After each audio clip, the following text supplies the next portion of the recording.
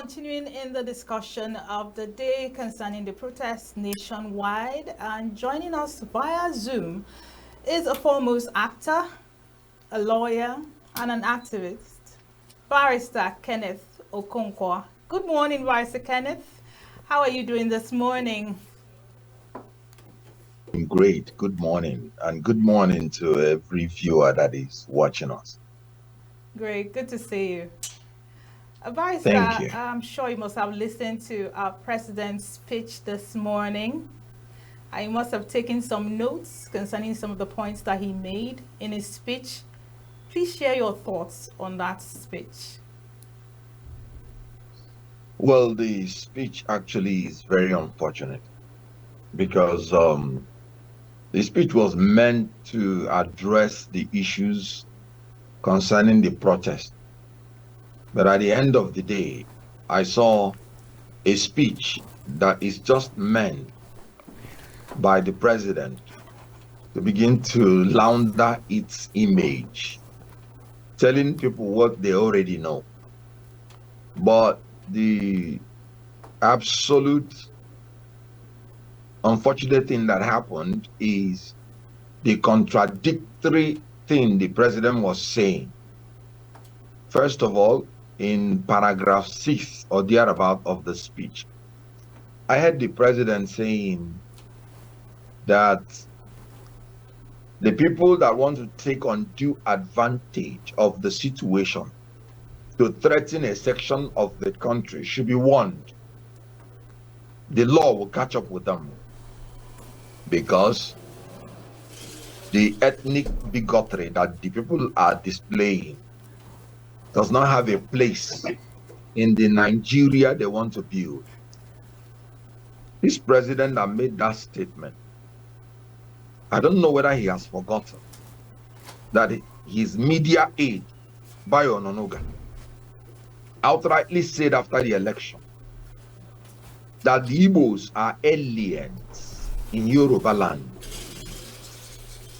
that the Igbos should never come near Lagos politics, that 2023 should be the last time of Igbo interference in Lagos politics, and it should not repeat itself in 2027. This was the exact word of his media aide. Has the law caught up with him? This is hypocritical. I thought the president, the first thing he should have done was to sack such media aid before coming in to make such statement. Because that statement is not true by him, is hypocritical, and he's saying what he does not mean. Because the media aid speaking for him has said, has done, and even as this protest was being prepared, despite the obvious abstinence of the people from Southeast from the protest, just to avoid statements of people like Bayo Onanuga. Bayo Onanuga still called out the names of some politicians in the South and say it is the politician and the supporters that are planning the protest. Ridiculous. When he is actually seeing the people planning the protest. You saw a Femi Aborishade, you saw an Adeborowa San writing a letter owning up to be the lawyer of the people planning it. You saw the young man who owned up that he is planning it. None of these people are from the Southeast. And it's not as if the Southeast are afraid to protest. Southeast just want to put a lie to all the balderdash these people have been saying that it is the Southeast that doesn't want the president. And thank God they even abstained, because they had done the greatest protest that anybody can do in a democracy, and that is voting out an incompetent leader, and that is not voting for an incompetent leader. So the Southeast unanimously did not vote for this government. That is the best protest in a democracy. Now, what the Southeast is simply saying is, we forewarned you by not voting for this person. You voted for him. We just want you to know that when we were not voting for him, it was not based on any personal, ethnic, or religious bias. It is because we know that this person will not perform. We are going to sit back. You that voted for him, that believe in him, you should now see that we can survive even in hardship, because we have been having this hardship long time ago. But that when we are fighting for a better Nigeria, it is not for our own selfish aim. It is for the betterment of all Nigerians. So this is just what the Southeast people are saying. It is not that they are afraid to protest or anything. But I just want to tell Bayo Onanuga one word or one sentence. It is unwise for you to be threatening a people in your place that has the capacity to threaten your own people from all over the world. Ndi Igbo, they are an organic expression, not a geographical expression. They are everywhere in the world. It is unwise for you to be threatening to send to hospital a people in your place that has the capacity to send 20 of your own to the morgue from any part of the world. It is unwise. Please be careful of a people who were landlocked for 3 years. They made their own weapons. They made their own food. They made their own progress to defend themselves. I remember what Chief Iwanyanwu told me. He said, you know what, son? After the war, the whole young commandos from the Biafran side wanted to devolve and to dissolve into guerrilla warfare. But then we are told that signal had come that the Nigerian side had promised to negotiate and to grant all their wish. That this was what they used to convince them that they should lay down their arms. That they were already, he was a Biafran soldier himself. He told me this personally. So let them not think that these people have been defeated. They should be very careful. They should be very careful. All right, the Barrister. Igbos love Nigeria. They love Nigeria with a passion. And the reason is because, like I said, they are an organic expression. They must spread because they are travelers and because they are traders. They love Nigeria. They have invested in every part of Nigeria. They will defend Nigeria. But if Nigeria doesn't want them, they should just please respectfully allow them to go in peace. Because you cannot Barrister, eat your cake and have it. thank you very much, Barrister. For the past few days, the hashtag Igbo must go has been trending on Twitter. What's your take on this as well?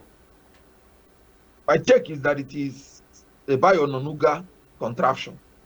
Because he has said it and nobody has cautioned him. Barrister, do you have proof of this statement, or you're No, just dwelling in the area of Twitter. speculation?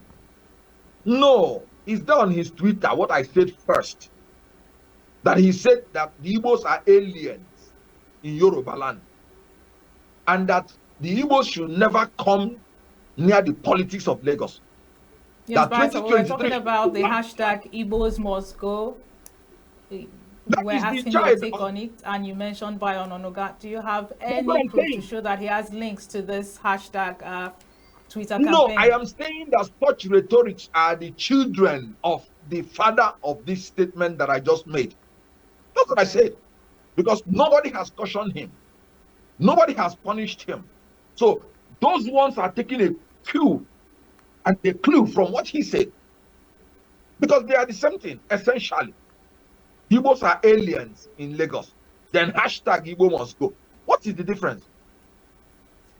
The Igbos must never come near the police of Lagos. Hashtag Igbo must go. What is the difference? 2023 should be the last time of Igbo interference in the police of Lagos. Hashtag Igbo must go. What is the difference? In 2027, it must never happen again. Hashtag Igbo must go. What is the difference? Now, he said it is the politicians in Igbo land and their supporters that are planning the protest, that are doing the protest. Hashtag Igbo must go. What is the difference? Enough is enough. If the president is serious, that people who threaten a section of the people, that the law will catch up with them, let the law start catching up with Bayo Onanuga first. Otherwise, you should not come in to make hypocritical statement. Then secondly, the protest was about hunger and hardship. I was hearing the president talking about giving billions to businessmen, building houses in cities. Please, a man that has not eaten, a man that is under this hardship, can he afford those things? So the president has addressed nothing about what the people have been clamoring. If I were an aide to the president, if I saw that broadcast, I will advise him, don't make this broadcast at all, if this is what you're going to say. Because the topic of the broadcast is a national broadcast by the president and commander-in-chief on the ongoing nationwide protest. So what is it in the protest? What is it in the broadcast that addressed what the protesters were saying?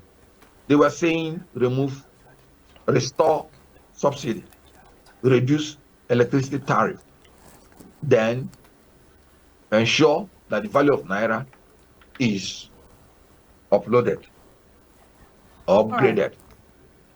Now, Thank you so much. what is it that addressed any of this? The danger is that this government has continued talking about consumption and is neglecting production. All those demands, when you give subsidy, fuel subsidy to people, you are encouraging productivity. When you give cheap electricity to the people, you are encouraging productivity. When the value of Naira is appreciable, you are encouraging productivity.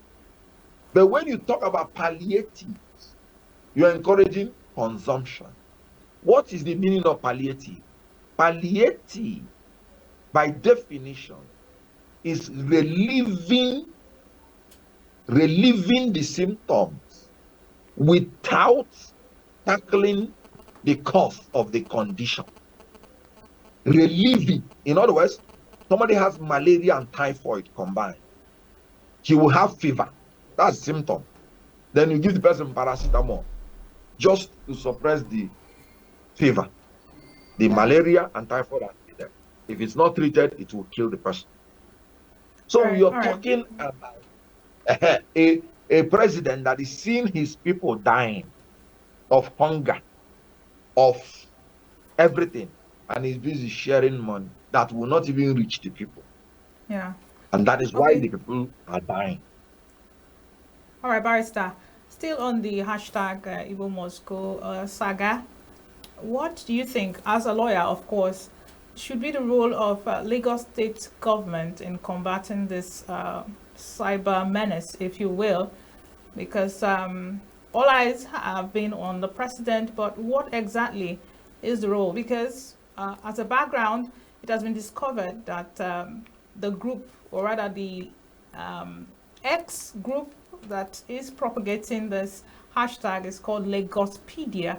However, the minds or the people behind it is not clearly known. So what do you think should be the role of the state government in ending this cyber menace? The government that is arresting Yahoo boys every day cannot arrest the people that are threatening the existence of a people. They know them. The simple solution is simple. Arrest them, prosecute them. This is terrorism. This is cyberbullying. This is inciting genocide. That's what it is. Igbo must go. Go to where? Let me state one thing clearly. In the Constitution, you won't see Hausa land, you won't see Igbo land, you won't see Lagos land, you won't see Anambra land, you will see Kanu land. What you will see is Nigeria. In the fundamental human rights, what you see is citizen of Nigeria. The Constitution is very clear. Every citizen of Nigeria has the right, freedom of movement, and freedom to reside, own immovable and movable property in any part of Nigeria without interference. And somebody is saying Igbo must go. There is nothing like Igbo in the Constitution when it comes to fundamental human rights. So what they are saying is that Nigerians must go. Go to where? Cameroon or Benin Republic? Good question. Because they are Nigerians. You see, when people begin to talk and say, you know, Northerners, Southerners should not protest against Tinubu because when Buhari was in power, Northerners did not protest against it. You know, people talk at times, they don't think. Because they don't even know when they are saying that.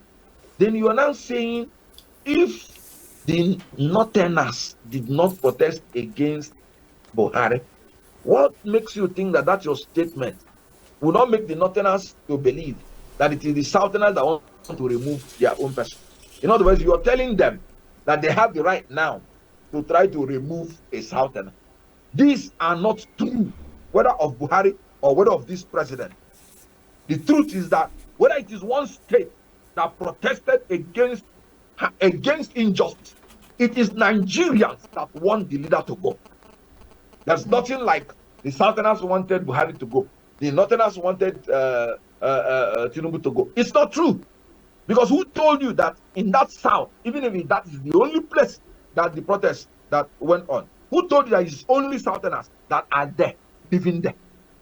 Who told you that if Northerners are protesting, who told you that there are no Southerners amongst them, even in the North? Protests take place in the environment that is conducive to protest.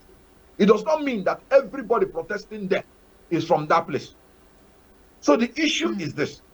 We should stop falling for the antics of these failed politicians who would want to divide us religiously, with ethnicity, in order that they will continue their kleptocracy and their kakistocracy, in order that they will continue with their corruption, their leadership failures, and then they will be feeding people with religion.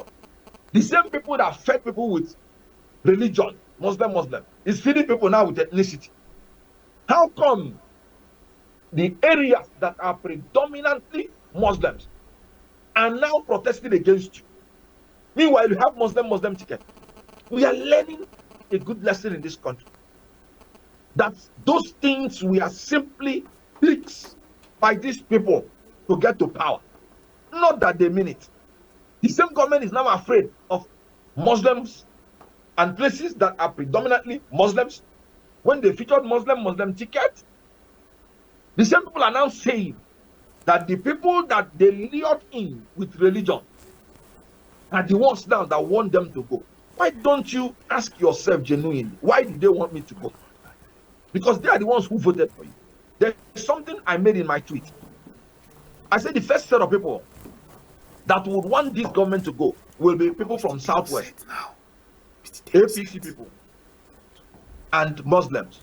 Is it not happening now? Thank God, Ndibo, even as in the South, is even said we are clearing, so that the whole world will know that this is a protest against hunger, against hardship. Nothing about ethnicity or religion. Barrister, and we should take it. Because of time, I would just now want to go back to the president's speech and before I let you go, of course. Do you think that the speech by the president will do anything to the protest? Do you think it will make the protesters stop because he has called for a dialogue? Do you think this will do anything? The truth is that the speech will exacerbate the protest. Even if it is not seen on the street, they know that the protesters are going to reinforce their strategy to protest again. because the speech, there is nothing that it addressed in as far as this protest is concerned. I say you were talking about how you reeled out 570 billion to governors. Is that not more annoying? Because you're saying you reeled out these things and it did not reach the people at all. 1 billion to this enterprise, this, and people are telling you we're dying of hunger, and you did not address even one thing that they are asking for. This speech is quite disappointing and quite frustrating. I am telling you that if I were to be a media aide to the president, I would tell him, sir, you're better off not delivering any speech than delivering this one. You're calling on the law enforcement agencies to maintain peace and order. People have died, and you are not saying anything that will better their lot. Did you hear where they mentioned anything about security in that speech? I did not hear. Meanwhile, suicide bombing has resumed in Borno State. Farmers are not going to farm.